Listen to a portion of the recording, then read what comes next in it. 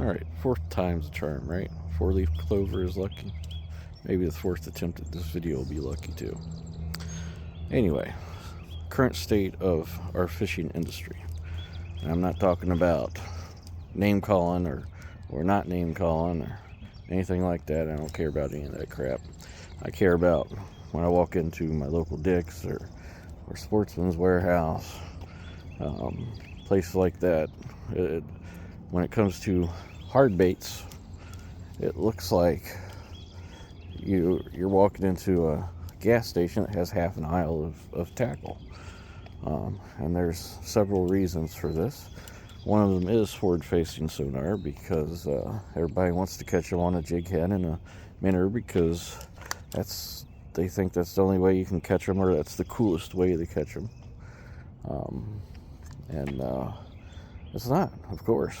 And all that crap is affecting how I want to catch them.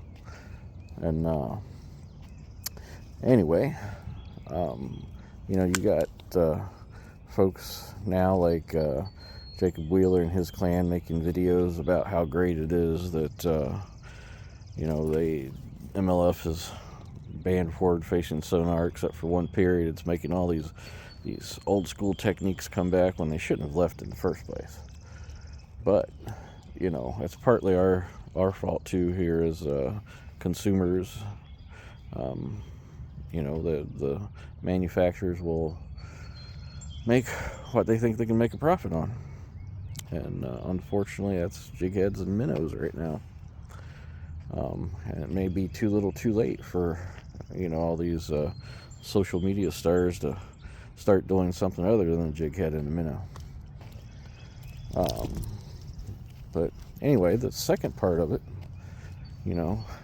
which I think maybe is even a bigger part of it, is back in 2020 when fishing became really popular and profits soared and skyrocketed. A lot of these manufacturers were bought out by private equity firms, and that's never a good thing, because a private equity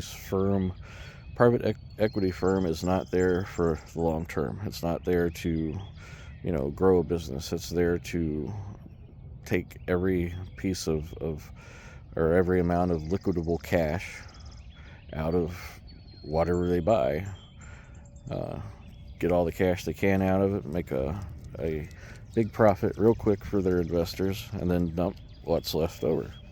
And I think that's a big part of what's happening here too in the industry. But you won't hear a pro or a YouTuber that's sponsored talk about that, because they're sponsored by these outdoor companies that are owned by these private equity firms, and they do that and they'll lose their sponsorship or what have you.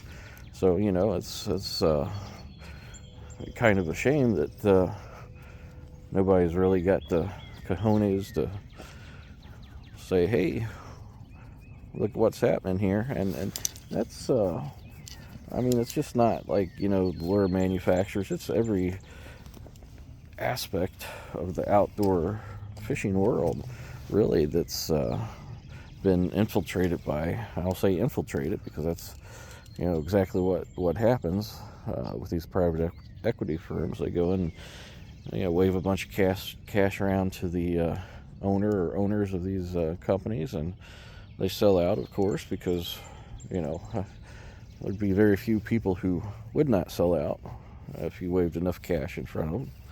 And they're just there to, like I said, squeeze every bit of cash as fast as they can out of these companies, and then eventually leave them by the wayside.